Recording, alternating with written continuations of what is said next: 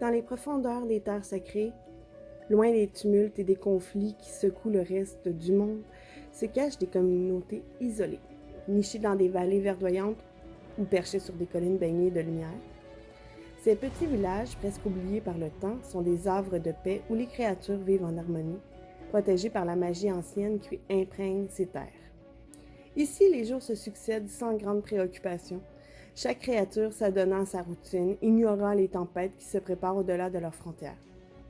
Alors que vous progressez sur le chemin sinueux, vous percevez en contrebas un petit village endormi, blotti contre une rivière aux eaux cristallines. Les toits de chaume se mêlent aux arbres environnants et une douce fumée s'échappe des cheminées, portant avec elle l'odeur réconfortante des repas cuisinés au feu de bois. En vous approchant, un pont en bois simple, mais solidement construit, s'étend au-dessus de la rivière, son bois usé témoignant des nombreuses années passées.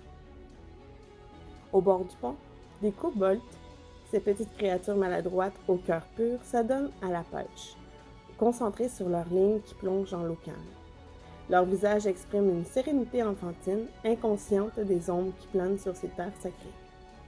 Leur rire léger s'élève, emporté par la brise, créant une atmosphère d'innocence et de paix. Alors que vous vous approchez discrètement, vos regards sont attirés par un panneau dressé à l'entrée du village.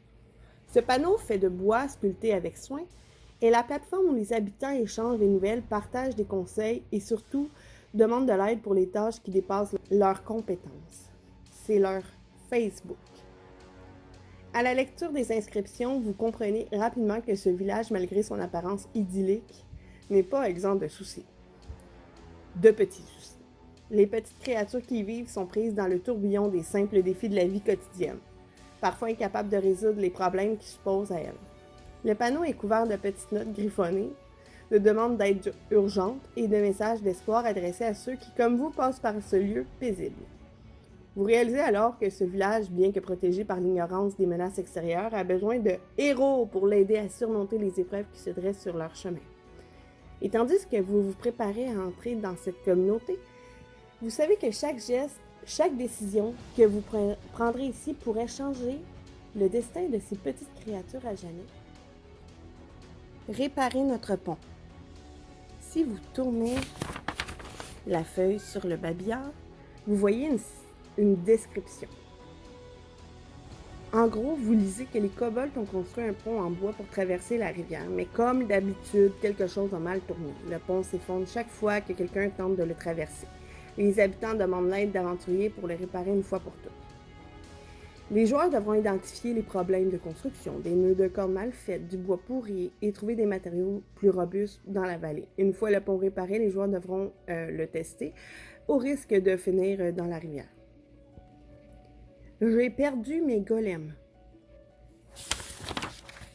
Au revers de la feuille, la description vous indique qu'un kobold inventeur a créé plusieurs petits golems de pierre pour aider dans les tâches ménagères, mais les golems se sont échappés et errent maintenant dans la vallée, causant des ravages.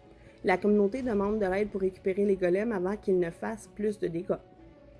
Alors, les joueurs devront localiser les golems, les neutraliser sans les détruire car le kobold veut les récupérer intacts et les ramener à leur créateur. Les golems sont mignons mais très maladroits, renversant tout sur leur passage. Aidez-moi à ne pas perdre ma job de chef cuisinier. À l'arrière, nous pouvons comprendre que la communauté prépare un grand banquet à base de champignons géants. Mais il semble que certains champignons soient devenus vivants. Les aventuriers sont appelés à aider à récolter les champignons sans se faire attaquer par ceux qui ont développé une volonté propre. Le problème, c'est que le chef cuisinier est un petit peu fautif.